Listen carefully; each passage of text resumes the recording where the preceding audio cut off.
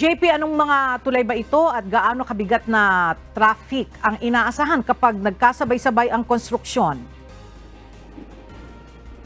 Ella, inaasahan ngang pwedeng magkasabay-sabay ang pagkukumpuni ng Kamuning o EDSA Kamuning Flyover, Guadalupe Bridge at ng Magallanes Flyover. Ang dalawang flyover na yan at isang tulay ay nasa kahabaan ng EDSA. Sa ngayon, ongoing na ang rehabilitasyon ng EDSA Kamuning Flyover at pwedeng tumagal ng 6 na buwan ang pagsasara nito sa mga motorista. Habang ang Magallanes Flyover naman, inaasahang sisimulan ang pagkukumpuni sa susunod na linggo ayon sa DPWH-NCR.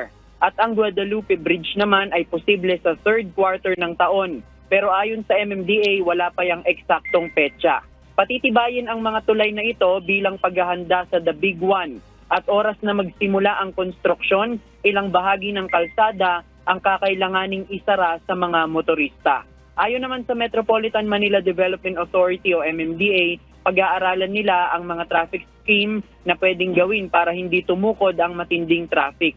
Hanggat maaari nila ay sisikapin ng ahensya na huwag maisara ng buo ang Guadalupe Bridge at Magallanes Flyover para hindi tumukod ang matinding traffic. Yan muna ang ating latest live. Balik sa'yo, Ella. Maraming salamat, JP Nunez.